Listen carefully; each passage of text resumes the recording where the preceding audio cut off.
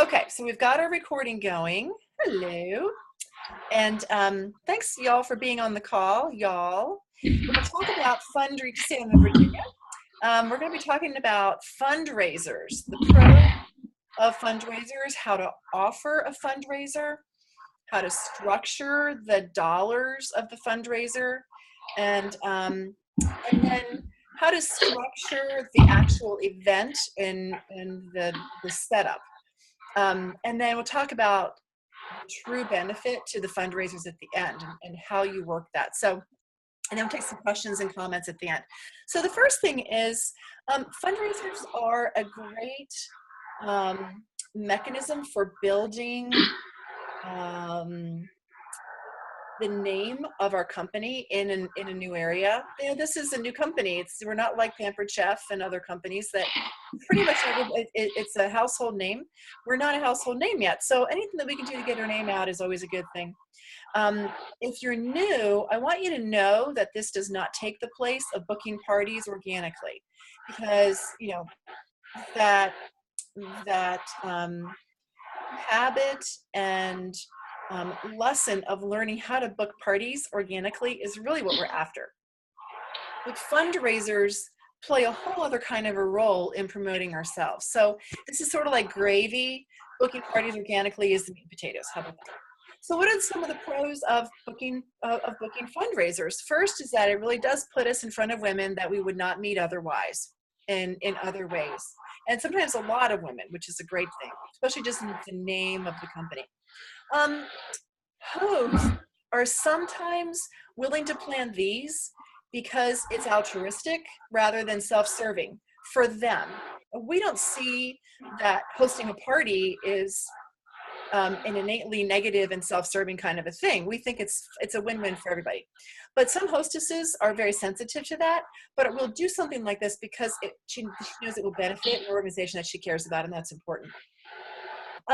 We can offer these to organizations and groups. Another benefit is that we can offer fundraisers to organizations and groups with less personal connections. So it's not always about knowing the hostess, it's about helping the group. So we don't even have to have had a relationship with the person in charge of it in order to create this fundraiser. And that can be super important when it comes to the concept of offering. And then we may not make money, we might make money, and I'll explain how that works. But on top of it, we also earn points. And every time we sell $1 of something or $1,000, it's points toward our next incentive trip. It adds to our the monthly incentives that we can work toward. And so it's always good to add dollars to our retail sales. So that's the final benefit. There are lots of other intrinsic ones, and we're going to talk about how to make the most of some of that at the very end. So how do you offer a Facebook, how do you offer a fundraiser? Well, there are a lot of different ways to do it. Sometimes you can just go onto your own Facebook profile page and say, I'm looking to do one fundraiser every month. Do you know a deserving organization that I can help? Looking to do one fundraiser every month, or looking to do one fundraiser every week this month. Do you know a deserving organization that I can help? And you know, your friends will go, ooh, radar, gee, you know, my daughter's on the cheerleading squad, my son is on the soccer team, they need money. I work with the local Relay for Life. I help with the food bank. You know, there are all these organizations out there. Your friends are a part of those organizations. Use them as your as part of your crowdsourcing to find ways of doing fundraisers for them. You can also, if there are some organizations that you're particularly interested in yourself, organizations that you love in your town that you really want to be able to help, go right to the organization head. Or if you really want to help the cheerleaders at the local high school, but you don't know any of them, but you happen to know a parent of one of the girls, go to that parent, because the parent is probably pretty darn involved in the fundraising if her child is involved in it. And the last thing that you can do also is include it whenever you have an opportunity to give an elevator pitch. Somebody says, so what do you do? And you might say, well, I work with the division of Swarovski Crystal. We have a beautiful line of jewelry, so I offer hostesses a chance to get free jewelry. We have a great time getting girlfriends together. I also do great fundraisers that women really love. And so that can be part of your elevator pitch, and that's important too. So, and I'm sure you could probably just right now off the top of your head come up with 5 other ways to offer fundraisers. You can find them. They're out there to do. And so then you have to kind of understand how you're going to structure the money and how you're going to structure the actual event or series of events, because there are a lot of different ways to do these. And I'm not even going to give you the full complement of the different options, but I'll give you some ideas of how we have done some things in the past, how I've done some things in the past. Some of them are a little more complex than others, so just kind of bear with me. And when time comes for you to do something, just contact me or your upline to figure out how to make it work. So this is more of an overview, not total nuts and bolts on how to structure the one that you're working on right now. There are really 3 ways, there might be more, but 3 that I was really thinking of on how to structure the dollars. Because people say, well, how much should I give away? And I want you to think more broadly about this, because what you're trying to do is structure the benefits. And so one version of this, and I have done this earlier on more, so I haven't done this lately. One is that I say to the person, okay, I will give you the host rewards, and out of my pocket, I'm going to give some percentage, 10% of all the sales, 25% of all the sales, which would be, most of the commission for someone who is not a leader. So you may not want to do that, right? So you'd be giving away all the host rewards, giving away the donation that's coming out, that comes from your pocket, basically. It's whatever you would have earned, you're handing it all over. So there's that option. If you're a leader making 40%, you might do that. You might give away the host rewards to your hostess, who happens to be the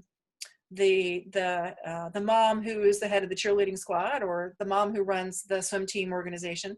I mean, that's a very generous way to do it. The second is to simply give away a donation and you keep the host reward. So I always use sort of $1,000 party because it's sort of round numbers and I can keep it in my head. Let's pretend that you structure it, that you're giving them a donation and you keep the host rewards. So let's pretend it's $1,000 party or $1,000 something retail sales, and you have told them that you're giving them 20% of whatever is sold. And when you write the check at the very end, and you keep all the host rewards, you don't even talk to them about host rewards. You don't try to, fold any of that in there, give any of it away. You keep it yourself. That's okay, because maybe you're just really after trip points, you're really after sales incentives, and you really want all the host rewards. And that's okay. You don't care about the money from that particular event, and you just want to give it away. That's okay. None of these are wrong, but some are going to be more palatable in situations than others. The final one, and this is the one that's the most complex. So you might need a piece of paper and a pencil to explain how this works, to understand for yourself how this works. But let me give you the overview of it. You give away the host rewards and keep the income so that nothing is out of pocket. And you go, well, wait, where is their money? How is their money changing hands then? Well, what you can do is you can tell the organizer that you'll donate between 20 and 25% of retail sales. And again, let's pretend that the sales are $1,000. And you enter $700 or so in retail orders. You have to play with all the orders. You have to have them all sitting on your desk at once. Nothing ordered first, second, third, fourth, fifth, everything's sitting there. And you're going to enter in $700 of retail orders or so out of that 1,000. And you're going to withhold 300 of them, roughly, give or take. It might be a little more, a little less. Then you're going to enter, say, $175, which is the host free for $700, 25%. So enter $175 roughly into the free jewelry that you've gotten paid for, but you put it under free. So there's money suddenly that has come in. And then, you're probably going, oh, well, how does all this money work? And I'll tell you in a minute. And another $125 in pieces into half price items. So write this down on a piece of paper. So now you've been paid $175 for things that have gone into free. You've been paid $125 for items that have gone into half price items. So you have a net of $62 or $62.50, I guess is what it would be on those half price items. So theoretically, you can give that organization $175 plus $62.50 on that, which is going to be $237, $237.50 or so for that $1,000 in sales. So that comes to it about 23% donation on the thing. So what you've done is you have sucked up the free jewelry using paid items, and the same with the half price items using paid items. And you simply take the overage and give it to the organization. You have gotten paid on that $700. You have not lost income on that $700 that's gone in as retail. The host rewards have been taken up by paid jewelry, and that's how you can work it to maintain your income and still do a fundraiser. Now, there are a couple of caveats to that. You're going to need some of these orders to be in checks or cash, not all in credit cards. So you're going to have to work with the organizer, like I can only take checks, or I need to make sure that a lot of them are in checks, or I don't know, something. So you have to kind of work with that. The other caveat is that they all have to come in within about a week's time together, because you cannot put in that first batch and assume that there's more coming, because otherwise you might not have anything left to put in under the free. And then there goes your whole philosophy. That happened to me, Lynn, you know about that one. So, okay. So I know that's clear as mud, and we can go back to that at the end, but I want to finish talking about how to structure an event and I use the word event loosely, or the fundraiser.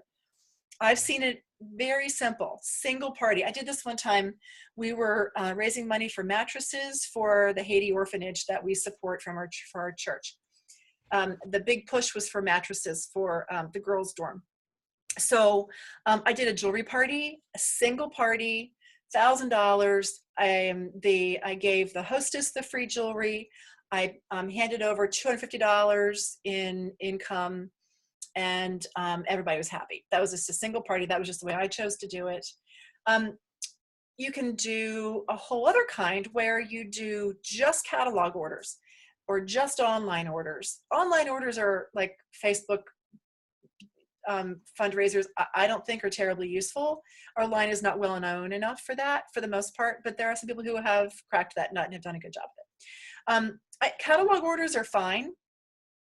But again, people don't know the jewelry very well. If it's within a group of people who know it, great, but a lot of times it's not. And so they don't really know what they're ordering. There's not a lot of impetus necessarily. One of the best combinations that I have done has been actually, see if you can see if this makes any sense, a combination of a party where, let's pretend it's the swim team, and I've done a couple of different ways. We did it for the swim team, and one of the swim team moms hosted the party. And we gave away a few of the host benefits, and I rolled some of it in to host rewards as well, so that I could give a decent amount of money. And but the structure of it was the most interesting, because and it did this for the soccer team too. We created a single party, and in the meantime, I had already done a presentation to all of the swim team moms and handed out catalogs. And I said, if you would like to be simply a buyer, here's a catalog in an order form. If you would like to be a hostess and potentially sell the most of all the moms on the swim team, then the one who sells the most is going to get a $100 gift certificate to Touchstone Crystal. So if you would like 3 catalogs and 5 order forms, and so that's what happens, is that then they go out there with their catalogs and order forms, they're chasing after a potential prize. And they're working hard to bring in the order. So they're doing like a little catalog party, but I'm not entering any of this until I have all of it in. So meanwhile, I've got the party, I've got little catalog parties out there, and I've got individual orders all going on at the same time. It's not hard, actually. It's funny because they stay very organized themselves, and they have a deadline. It's like 10 days away. It's not far. You don't keep it open for 3 weeks. Fundraisers do not do well when they're left open for 3 weeks. It's got to be quick, get it done. So, and you can easily sell $1,000, $2,000 that way. And so it can be the party, the catalog parties, and the individual orders all at the same time. And you can offer host rewards to the top sellers, or maybe a prize, an ice bracelet, whatever you want it to be. So that's kind of fun. So So where's the real benefit in all of this? Yes, obviously it's fun to get points toward the trip. It's fun to get points toward things. It is nice when it's actually income for you, but you're still able to give away. You can do that. I just told you how to do that. And I can help you structure that when it's your turn. It does feel great to help an organization that you care about and that other people care about. But the biggest benefit, if we do it right, is in the follow-up. Because remember, our goal was to try to get our company name and our name out there. And so the best thing that we can do is when we're in the middle of it and when we're done, personally contact each customer to see about booking a party or to offer the business. After her jewelry arrives, call her. Make sure she likes what she ordered from the fundraiser. Tell her again how much, you know, the organization benefited. Maybe that really matters to her. And see if there's more that she wants. We have to remember that just because she ordered on a fundraiser doesn't mean she's less than a customer. She's still a customer, and we might not have gotten to meet her, but we want to meet her because you never know. So I learned recently that one of the swim team fundraisers that I did a couple years ago, I sold to a woman a couple neighborhoods down from me. I had not met her before, and she bought some jewelry. I did not see her after that. And then she joined Kathy Jones's team about 6 months ago. Little did I know that even back then, 2.5 years ago, she was thinking about doing the business. I did follow up with her, but she wasn't ready to say to me that, and I did not stay in touch with her. So thankfully, Kathy Jones is friends with her and was able to bring her onto her team, which I'm so happy about. But how interesting that she met me through a fundraiser the first time, and it's what planted the seed for her to want to be a part of all this. So you just don't even know. I've had other people book parties from me because they got introduced to the line, and who've become great customers of mine because they were introduced to the line through fundraisers. If they liked it enough to order in the first place, they very well might want more of what we have to offer, even if it's not involved in a fundraiser. Okay, so let me come back to your beautiful, there you are, to your beautiful faces. What kinds of questions? I know that is not, it's not a easy topic when we start talking about how to finagle the money. I actually learned that really complex part from Amy Quinzer. Amy is our top selling consultant in the whole company. And she's the one who taught me that you don't need to give away your income. You can use the host rewards for retail jewelry and give that money. So any thoughts on that? Any questions, specifics that maybe that might help clarify some of it? I do. Yeah. Hi, Betsy. Hey. Actually, it's very specific with the breast cancer one. I've been thinking really hard about October, and I know that on the back of the catalog it says something about the some of the proceeds. Yes. Are given to the American Cancer Association, and I'm already getting people asking me what percentage it is, how much it is, you know. Are there specifics on the amount? It used to say 10%. Uh-huh. I don't know how they have it structured any longer. Uh-huh. Can you send a message to support@touchstonecrystal.com? Yeah, and okay. They can drill down and get you that answer. Okay, that would be great. I've been assuming that it's 10% of the retail value, but I don't know for sure what it is any longer. I haven't heard anything new about that. That's a good question. Okay. And I haven't seen a new flyer. They still have the flyer from last year. Okay. So maybe I'll bring that up to them too. Yeah. My bet is that they're working on that. They're getting ready. I think it's this week. They're getting ready to release all of the new fall, winter photos and memes and posters and Vistaprint collateral. I think it's later. I think it's all coming out. So maybe that's a piece of it. Okay. It's coming a little after that, but they have a whole raft of things that I believe that they're giving to us really shortly. That would make sense. So you can ask that question too. That's a great one. Okay. Thank you very much. Looking forward to it. Yeah, me too. Yeah. Okay. Thanks. Who else? Betsy, I'm not sure it's a question, but when I did a fundraiser this past spring, I did one of those options. I did, it was double hostess month in April. So this was a friend of the original party where I met you, and she had it in her head that she was getting all the hostess benefits, and all the money was going to go to the charity. So because it was double hostess, I basically gave her I gave her what she would have gotten if it was regular hostess month. And then I took the other part of it and I rolled it into Oh, the sales. good. So, Good. but what I did not realize until I did that was that it lowered the amount of my party. So I no longer had $1,000 party. Yes. I had a $700 party. Yes. So it was no longer 30% of the party. It was 25%, and it messed up my entire accounting. And I was counting on the $1,000 party for my April sales, and instead I had a $700. So all that. I mean, is that just how it is? I mean, is there any other way to do it? Yeah, the way Amy suggested it is to tell the organizer that you don't know the exact percentage. You won't know until you get the orders in place, and that it is generally between 20 and 25% of the retail sales that you can donate, and then that keeps it. And then that keeps it. I mean, and that was a rough situation because it followed on the heels of the one that got messed up for me too. So yeah. And so I think that was kind of a parenthesis in life for both of us. It was okay because wonderful people got a lot of extra, so that was good, and we, grateful.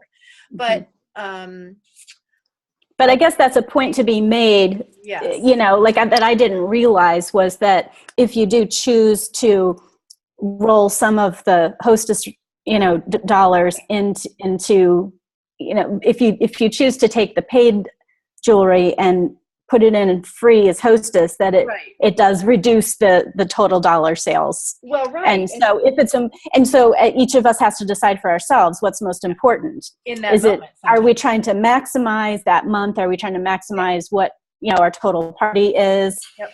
You have to choose which way you do it. So, I agree. Yeah. Exactly. There is no one way to do this. There are about 50. And, the number one goal is to make sure that organization gets a great donation and a great experience, something that's duplicatable next year or next quarter or whatever, and that we get some great new customers. The structure of it, if you ever get confused, just talk it over with somebody so that it's all kind of mapped out, because there are very few wrong ways to do this and a lot of different right ways to do it. So don't feel like you're going to step in dog do if you just do or say the wrong thing, because there's usually a way to recover and still make it benefit everybody. Yeah. Any other questions, comments? Oh, Donna, did you raise your hand? You lowered it. Yes. I'm so confused. I know. That's okay. I'm actually getting ready to do a fundraiser for a woman in the hospital right now for her family. And it's going to be on Facebook because it's in Columbus. Okay. So I don't know what you mean when you're saying taking the hostess rewards and rolling them in. Right. What does that? Have you closed out any parties yet? One. Okay. So remember when you closed out that party, the hostess was, I guess it was you, got free jewelry at the end based on the retail sales. So let's pretend your party was $1,000 and it would have said $300 in free. But in this case, what you could do is put in $700 of that 1,000 of the orders that you got. And if you had done that and taken $300 from your friends and put them in under the free stuff, you'd be keeping the money. You'd have been keeping that money that they had paid you for that jewelry. You wouldn't be getting jewelry from it like you did if you were the hostess. Instead, those extra dollars that were for free jewelry for you would have been eaten up by jewelry that people had actually ordered.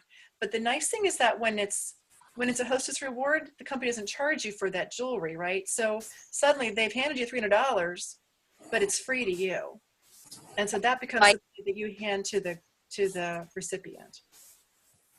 So I give them my free jewelry and take their cash and run. It's actually the opposite. So, well, you can do that. So yeah, you can do that. I mean, it depends on whether you want, see, with something like that, you could keep it simple. If it's a Facebook party, it might end up being that everybody does orders online. And if they all order online, then it's all credit cards. And then really you're pretty much setting yourself up, which is perfectly fine, to simply hand over your 25%. And that is the simplest way to structure it. And for an online party, that might be your best bet.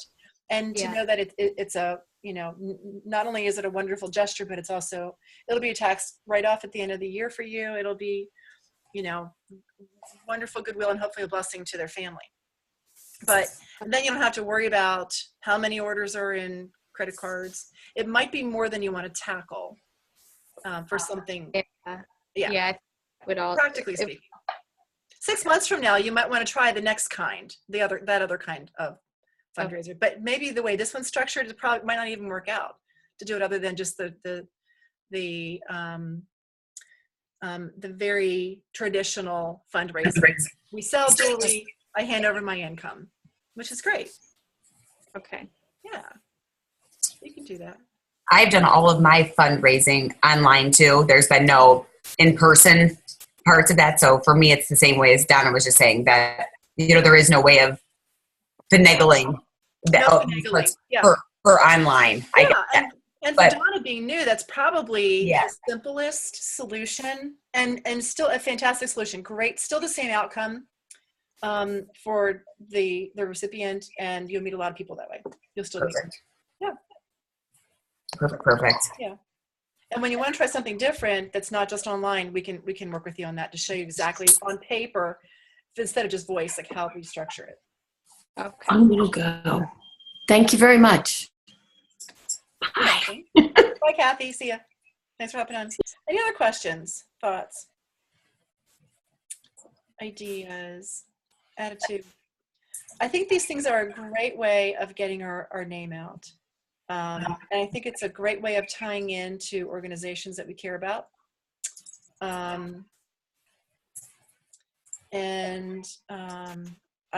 just think they're a win-win. I haven't done one in a little while, and now that my kids are not in school, I don't know what I'm going to do. I need new friends. Yeah.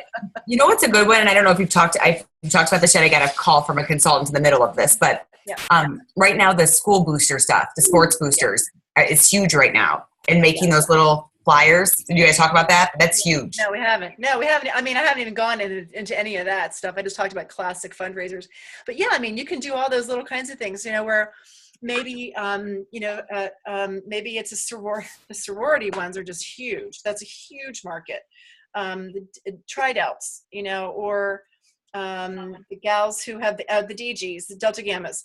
The anchor is their thing, and so you can do a thing on selling the anchors, or you've got the Delta. We used to have the Delta. We still have it for another month and a half. The little Delta earrings, you know, we've got tridelts and the Delta Gammas and Alpha Gamma Delta, which was mine, and you know what I mean. So everybody wants the Delta thing. So those kinds of things could be great. The little birthstone balls are incredible. We had orange and green, you know, for our high school, and my kids will be orange and blue at UVA. So, you know, there are all these things that we can structure. There isn't a wrong way to do this. I mean, aside from a couple of basics. And we made, I'll show you, can you see these, like, you talked about that. calling all moms, or calling all cool moms, and then showing the colors and putting the school logo in. Yeah. Or even just like calling all moms. Yeah. Like that with the pictures and showing them. Yeah. Can you post it on the team page? Sure. And just like emailing it, Team Spirit, we put in that one. And just emailing it straight to every boosters person at the school. And they share it with each sport. Yeah. And then boom, $72, $72, $72, $72. Wouldn't it be awesome if it was that simple? But yeah, right. I think it is. I think it can be that simple with, right, a little bit of persistence. Yeah. Right? To say, hey, guess what? I'll give you 20% back for each order, divided out per sport, and you've just got yourself, you know, your end of the season meal for each team, or something, you know, awesome. Very true. Very true. I think fundraisers can be the difference maker if you're close on a trip. So you get to the end of November and you're getting close to earning the Puerto Rico trip, and you need to pull in $500 or $1,000, $1,500. Start a couple fundraisers for before Christmas. And at that point, you probably don't mind giving away a little bit of extra cash to make sure you get on the trip. So there are even better times than others to make sure that you are just giving away your donation knowing that it is a tax break, but at the same point, you're getting your incentive lined up too. And lots of new contacts, which is really fun. Yeah, I mean, that's really the point, is the contacts. So they are win-win. Anything else? Any other questions? Thoughts, comments? Donna, I'm so glad you were on. Your question was great, and I apologize. I don't want to confuse you, but please let us help you. Okay, don't feel like you should be able to figure all this all out yourself at all, because nobody can. It's just we don't want you to reinvent the wheel. Ask Lindsay. She has plenty of texts from me. No, they're all awesome texts. I can see you two are a good team. Yes. All right. Well, so great to see all of your faces and hear your voices. Such a treat. If you all want to stay talking, that's fine. I'm at my sister's house, and she probably wants to go to bed, and I'm making a lot of racket. So I should probably go, and maybe I'll have internet next week. I can actually stay at my house and do these calls. Perfect. I know. All right. Take care. Love Bye, you. Betsy. Have Good a night. great night. I'm just going to stop recording, but I won't end the meeting. Okay. That's a great idea. Okay. Yeah. Bye.